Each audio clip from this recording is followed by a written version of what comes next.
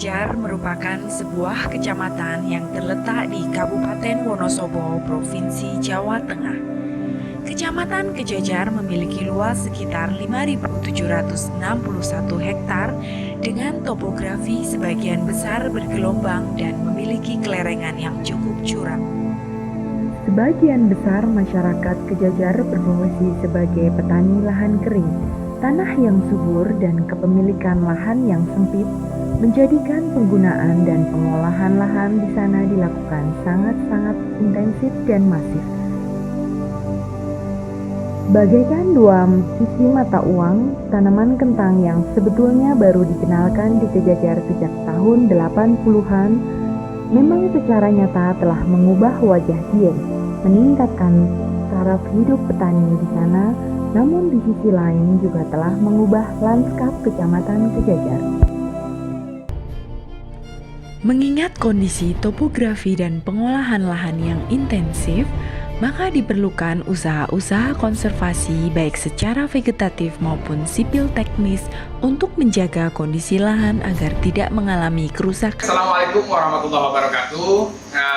Saya Pak Ramadan ya dari Desa Tambi, Kecamatan Kejajar, Kabupaten Wonosobo, di mana saya PKSN di wilayah Kecamatan Kejajar. Tentunya selalu mengajak merangkul kegiatan-kegiatan KTH yang ada di Kecamatan Kejajar.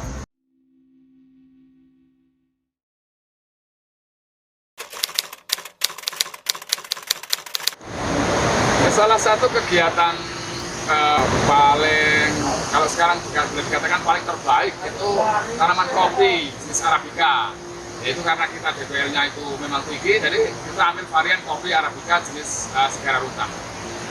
Tentang kopi ini luasan sekarang sampai saat ini sudah mencapai 47 hektar yang ada di kawasan kelompok kami. Kemudian kita juga pengembangan juga ada di kelompok-kelompok lain, sebagaimana kawasan-kawasan daerah Dieng ya. Kemudian kalau kemitraan kemarin tahun 2016 kita sudah kemitraan dengan Indocom Citra Persada, jadi eksporter kopi Indonesia, di mana kita dibantu untuk memasarkan. Kemudian kalau kemitraan di luar kawasan dan UKM kita punya Geodipa Dieng. Jadi Geodipa ini menyebut kita yang sebagaimana ya kelompok kita itu bisa ber-UKM. Kemudian perhutani jelas kita karena luas areal yang ada sekarang itu lebih ke dalam kawasan hutan, maka kita tetap kerjasama dengan perhutani. Sehingga dengan tanaman kopi ini misi kita hutan lestari atau wilayah lestari dari pohonnya kopi, nanti masyarakat akan sejahtera lewat buahnya kopi. Sehingga ada keseimbangan antara ekologi dan pemberdayaan.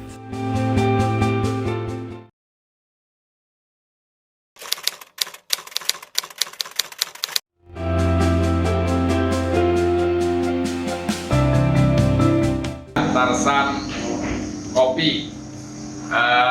Pertama, kenapa kita harus bilang Tarsan? Jadi Tarsan itu adalah satu misi untuk melestarikan lingkungan. Jadi hak patennya namanya Tarsan. Kemudian kita punya UKM, yaitu program perlakuan hilir atau kelanjutan hilir. Kalau hulu itu tentang perkebunannya, dan kita lanjutkan tentang UKM-nya, yaitu tentang pengolahan kopinya.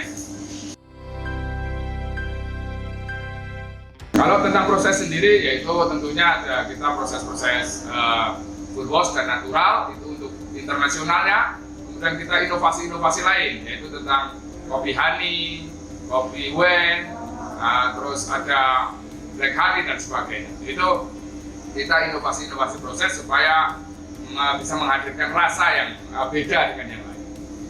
Kemudian Tarsan ini sudah selain edukasi, kemudian proses di UPH-nya, bisa juga memunculkan satu produk-produk unggulan di KTH Argomulyo. Sebagaimana ini kopi original, yaitu kopi luwak, kopi yang tidak diproses manusia ya, diproses alam. Jadi kita proses sendiri. Kita punya inovasi terbarunya yaitu kopi ceng. Kopinya nggak seberapa, cengnya yang luar biasa.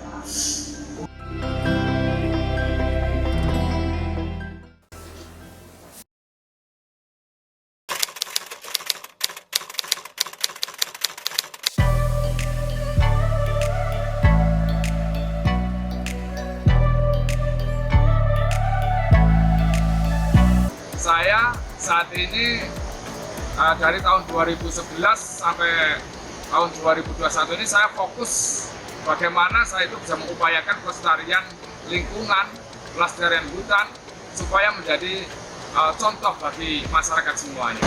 Tentunya yang saya kembangkan paling ngehit katanya ya, itu saya sudah mampu membuat sabuk hijau kehutanan, yaitu sebagai tanaman pagar batas antara tanah perpajakan dan tanah kehutanan, yaitu sepanjang ada 3 kilo, 3.000 meter lebih. Itu berfungsi untuk menanggulangi longsor, kemudian untuk pagar batas itu sendiri supaya antara tanah perpajakan dan kehutanan itu bisa dimengerti oleh semuanya, oleh masyarakat sekitar.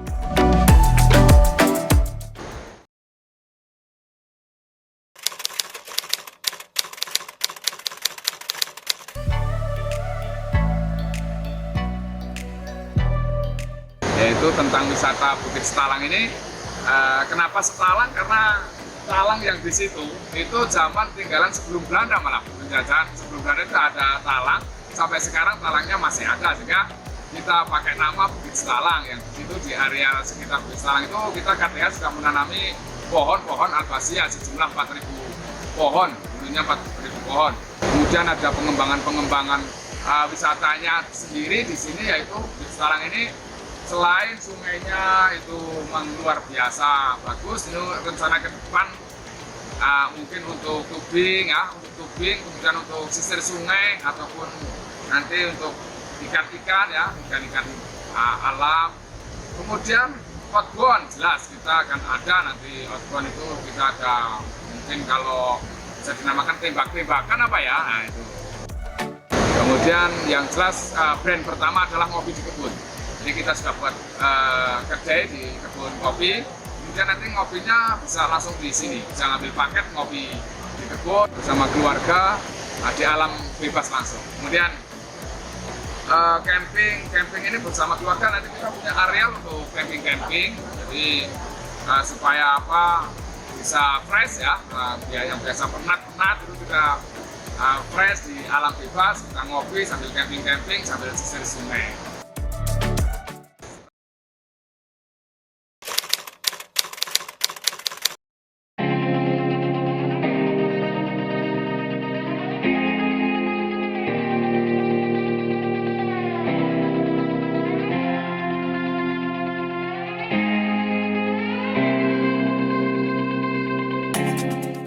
Tentang keberadaan tanaman bambu cendani, memang sebelumnya saya itu membuat program penanaman dengan bambu cendani pengembangan itu dulu memang sudah ada, tapi ini kita saya sendiri mencoba dari tahun 2010 sudah mulai menanam pengembangan.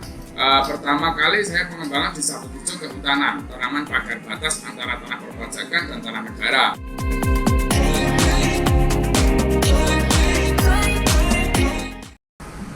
Tentang fungsi ekonominya juga ada ini bambu cendani, karena kita sudah mulai tahun 2015 sampai sekarang kita sudah mulai ke hilir, yaitu pemasaran tentang bagaimana pasar bambu cendani.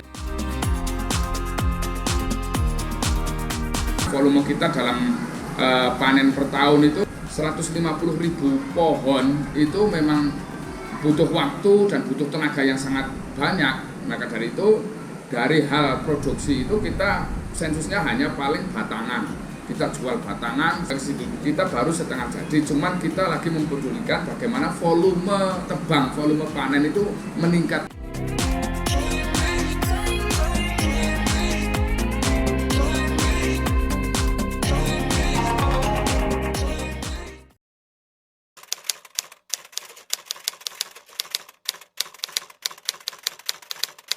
Kemudian kita juga punya tanaman teh itu yang di hulu kita SPK sama tripartit ya, Perhutani, PT Tambi, kemudian LMDH yang bersama KTH yang bergerak di dalam kawasan sekitar 5, kalau di SPKS itu 5 hektar, cuman kita baru menerapkan 2 hektar. Namun teh ini masih umurnya masih terlalu muda ya, masih 2 tahun, mau menjelang 3 tahun. Kita belum fokus ke panen. Sedangkan yang ditanam teh kita ya itu sesuai varian yang cocok di sekitar kawasan, yaitu Gambung 7 dan Gambung 3. Itu teh termasuk teh unggulan. Di Wonosobo juga ada 6 penanam. Nah, saya sendiri dulu mengawal itu ada 6 KTH, ada di Bunga, kemudian di Telogojati itu ada, itu semua tanaman